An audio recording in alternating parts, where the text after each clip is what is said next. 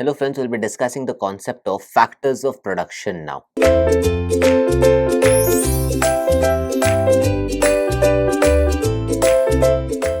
Now, we have understood what production means. That means it creations or rather it is creation of value here. Now, what are the factors that leads to production of creation of value, or rather what exactly leads to creation of value is something that we'll be discussing right now. Let's start with the theoretical part of it first. Now, in order to produce goods, a firm needs various types of inputs, which are known as factors of production or agents of production or productive resources or sometimes even productive services. To produce something, you need certain raw material, you need certain factors of production. These raw materials are known as factors of production. They are also called as productive services, or rather we can also call them as agents of production. We can call them as productive resources, or we can sometimes even call them as productive services.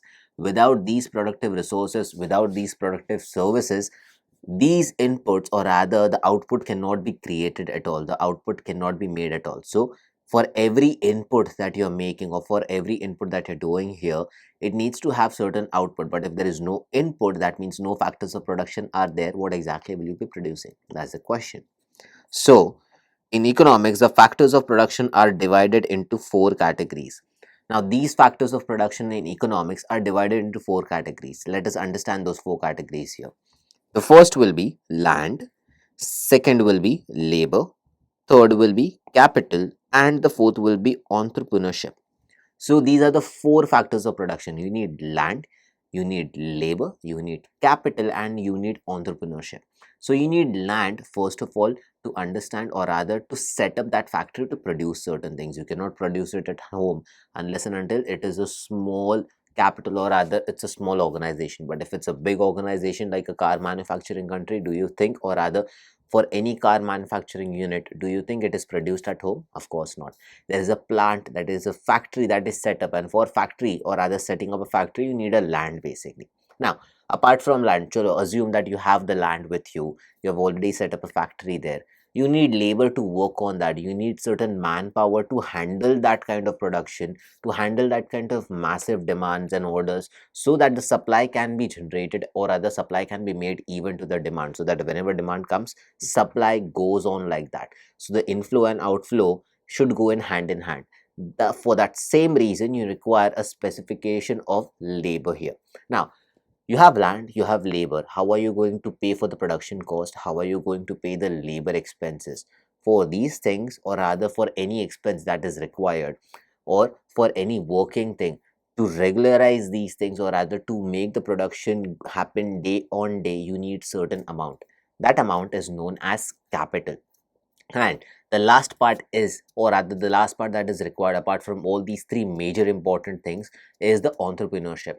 You need a leader here, you need a person who will manage all these things, who will guide or rather who will show or rather who will give his expertise in managing all these things, because these are not just petty things that can be handled by any person. You need an experienced person to handle all these things, because any mistake in here can either cause a delay in the production, can either cause a shutdown of the complete business. Hence, with land, with labor and capital, you need a good entrepreneur as well.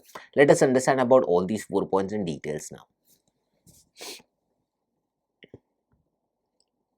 Now, the level of production depends upon both the quantity of input and the efficiency with which they are employed in the process of production. Now, what is the level of production? There will be a small scale production, there will be a large scale production, there will be a medium scale production. Now this level can be determined with the first part, that is level of inputs. What kind of inputs you are putting in producing that goods or rather producing those services. Second, what is the efficiency level here? Because if you put in all the favors, or rather if you might have land, you might have capital, you might have labor as well, you might have all the factors, but if there is no efficiency here, your demand will keep on increasing but the supply will be very less as compared to the demand.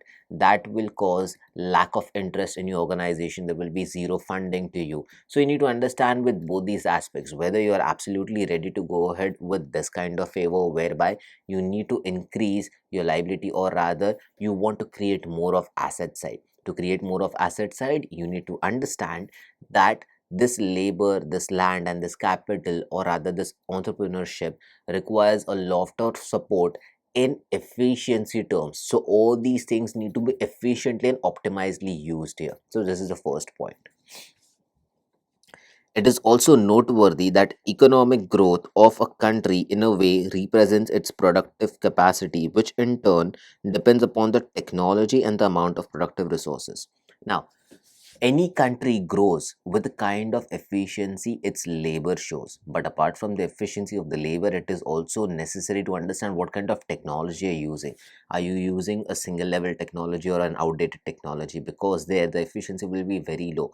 So with the labor power, you need technological advancement as well. You need technology to be at your disposal, to be at your support whenever it is required, because only then you will be able to reach the maximum efficiency point whereby your supply will be up to the mark, your supply will be of quality products, and that will meet your demands, and eventually it will have a rise, or rather it will increase your sales numbers, or it will shoot your sales number to a different figure altogether. So you need to understand all of these concepts while making sure these things are happening at a regular level. Hence efficiency with all these things are really important. Now the first topic that we'll be covering here is land. Land is not the creation of mankind, as it is a gift of nature available to us free of cost. Land, you don't create land here, you don't dig up, or rather you don't fill up the water level with all the mud, all the sand. It is a free gift of nature. Although the saying here that it is available to us at free of cost only refers to that the piece of land is available for free of cost. Of course you have to pay up for that land, you have to buy that land, but it is not that you have to create a land at all. The land is already available with us, you have to just set up the plant, you have to buy that land. So free of cost doesn't mean that it is absolutely free, you don't have to pay for that. It is not like that. You have to pay for that land, of course, but you don't have to create a land anymore. It is already there, it is a free gift of nature. So it is called as the natural factor of production. This is the only thing that is called as natural factor of production. It is also called as original or primary factor of production. Of course, it is an original or primary factor of production. Without land, where are you going to produce things? Where are you going to set up your factory? In the air? No, of course not. Is there any place? Are you going to set up your factory in the water itself, or under the beneath, or rather beneath the ocean shore? Of course not. You are not going to do that, any of these things. Hence, it is the original and primary function, or rather primary factor of production. Normally, land means surface of earth, self-explanatory. But in economics, land has a wider meaning. So, land, according to a general person or a layman's language, you would say it's a piece of earth. That's it. What do you say? It's a surface on the earth. That's land. But in economics, land has a wider scope. Now, what exactly it is? According to Marshall, by land is meant material and forces which nature gives freely to man, or rather freely for man's aid in land, water, air, light, and heat.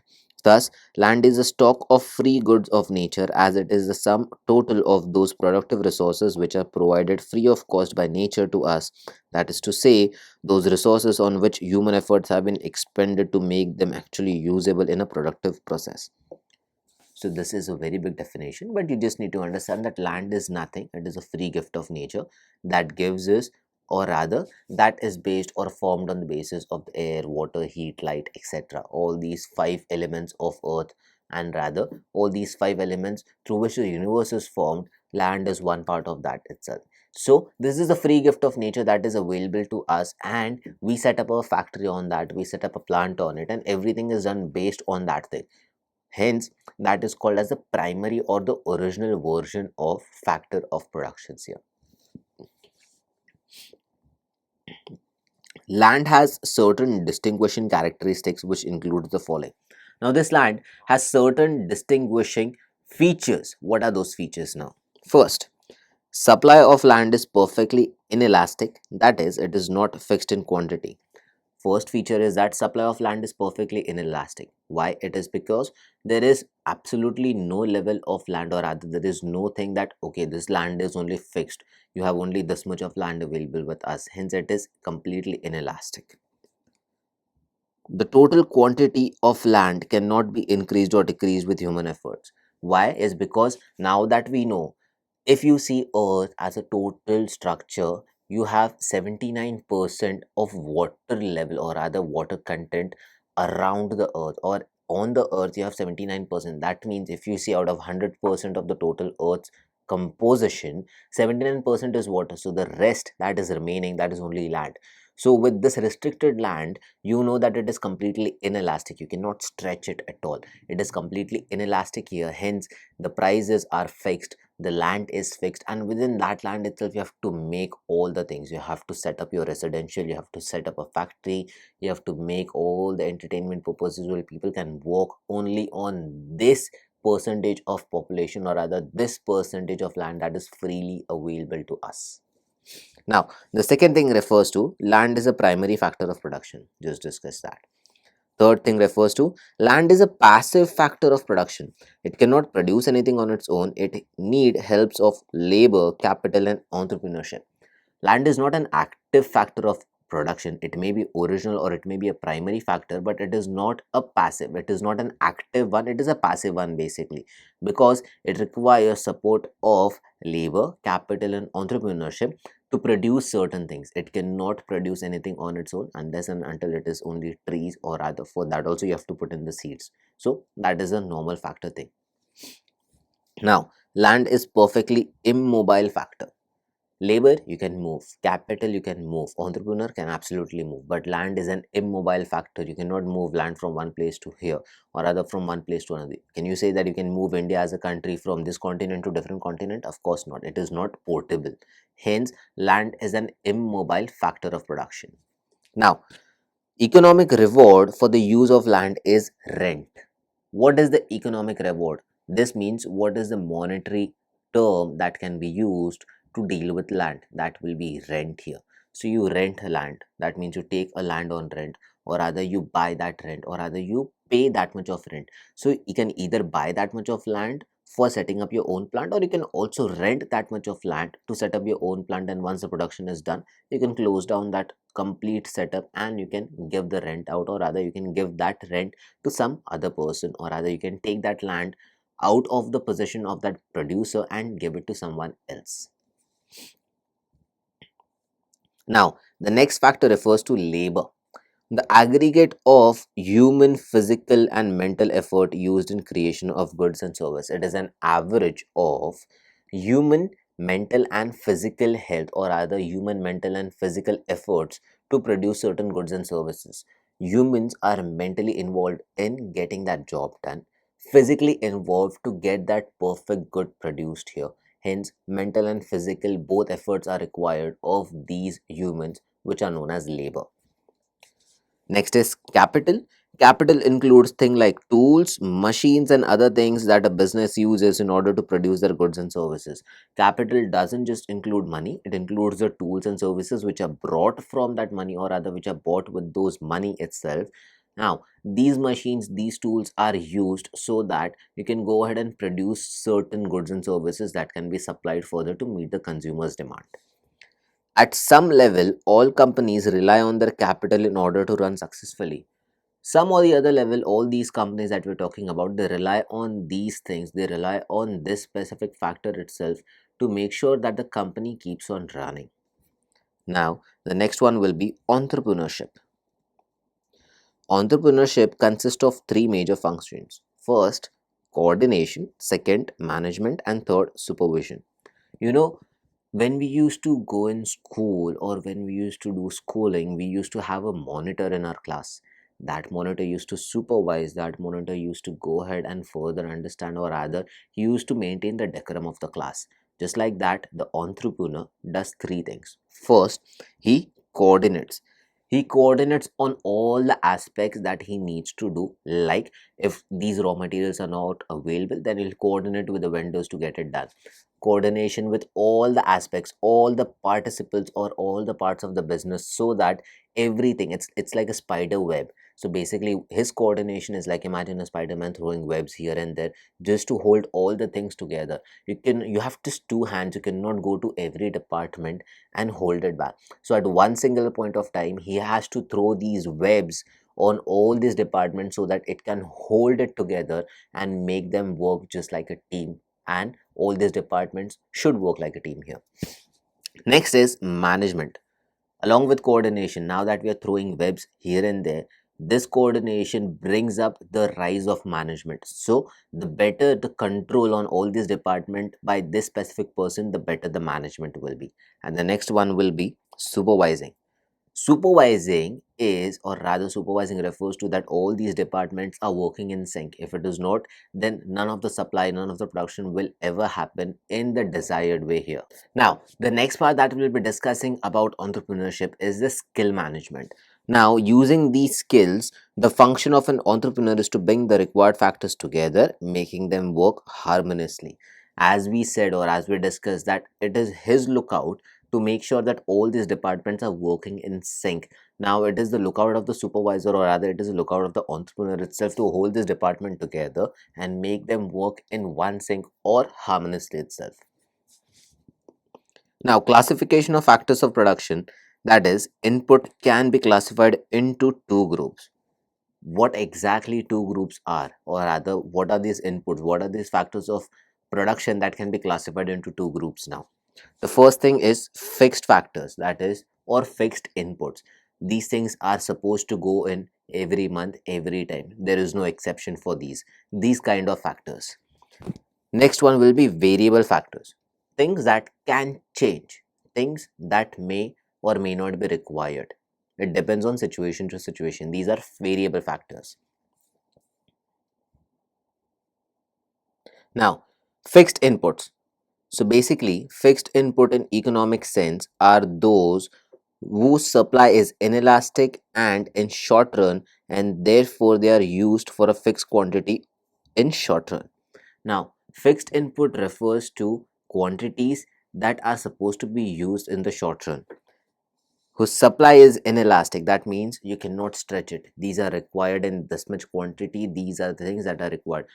इसके बिना नहीं चलेगा. These are the things. So because of this specific line, without this much of liquid, or without this much of solid, without of this much of requirement, things cannot go further. If you're talking about these inputs, remember you're talking about fixed inputs here.